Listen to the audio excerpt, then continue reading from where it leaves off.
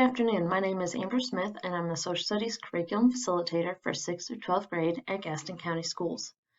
Today I want to take a look at tips for navigating primary sources. Primary sources are documents or artifacts produced in the time period that's under study. So students will use primary source documents often in a social studies classroom to take a look at the perspectives of people that lived during that time that they are studying by using things like original documents, newspapers, speeches, diaries, letters, photographs, videos, or even audio that captures an event taking place. So let's look at some strategies that students can use while reading through primary sources. The first thing is to pay attention to vocabulary that's used inside that primary source. Sometimes this vocabulary are words that teachers provide students at the beginning of a unit to help them better understand what language might be used during that time period that they're studying. There are occasions, though, where primary source documents include words that students might not understand because sometimes it's written by individuals who are scholars, so they talk at a higher level, or it's because the language back then might look different than the common language we use today. In that case, it's important that students take initiative and underline or circle words they don't understand in the primary source so they can go online and look up the definition or a synonym of the word that is in the text. Then they can reread that sentence or paragraph or excerpt and hopefully better understand what the author was trying to get across.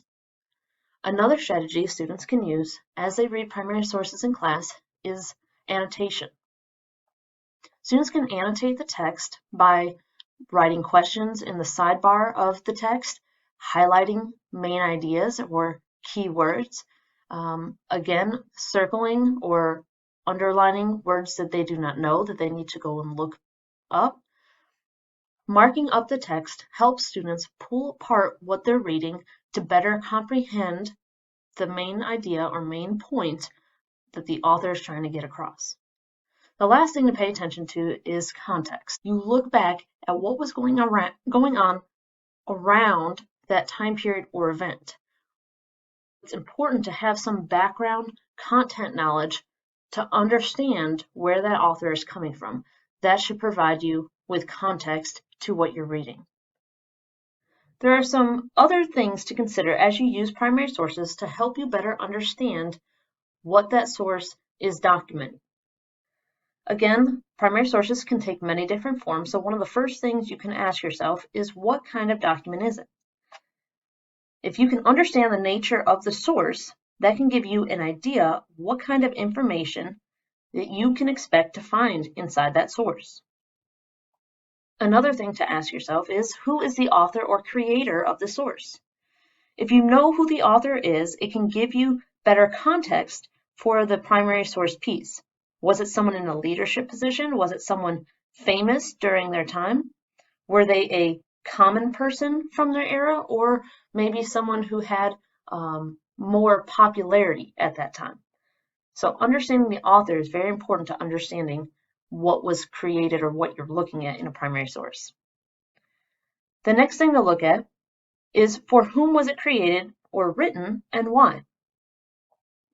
You can look at sources differently depending on its purpose.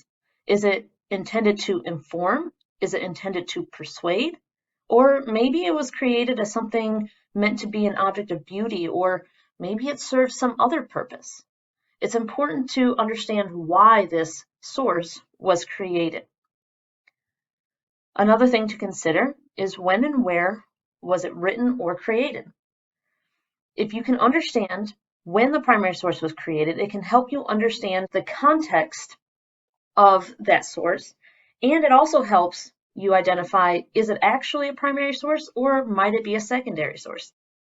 It can also help you identify other events going on during that era that maybe influence the creation of that source. The last thing to keep in mind is what bias might be present. Every person carries a certain degree of bias with them, even the creators of these primary sources. So it's important to consider what biases might exist from that person. So let's look at an example. If a student was given a text like this in class, they would want to identify some of those key questions that we asked in the previous slide, like what kind of document is this? Of course, it says it's a letter. We want to know who it is from, Christopher Columbus, when it was written, 1493, who was it written for, King Ferdinand of Spain. We also want to establish then when it's in front of you as a student, you want to establish the context. So what do you already know about Christopher Columbus? We know he's an explorer. Probably in the class that is using this document would have already taught that he was sailing on behalf of Spain. He was looking for a easier route to go to India, and that he found obviously the New World. And so this would then be a look at what he found when he was there. So that's the context that a student might bring in. Then the student would go through and read this paragraph, and they might annotate by highlighting some of the main idea sentences, some things that maybe stand out to them. You also notice that there are some words that are underlined. Maybe they don't understand the word serviceable, so they would then underline or circle that word so they can go back and look it up and see what it means, and then use that to help them further understand the text.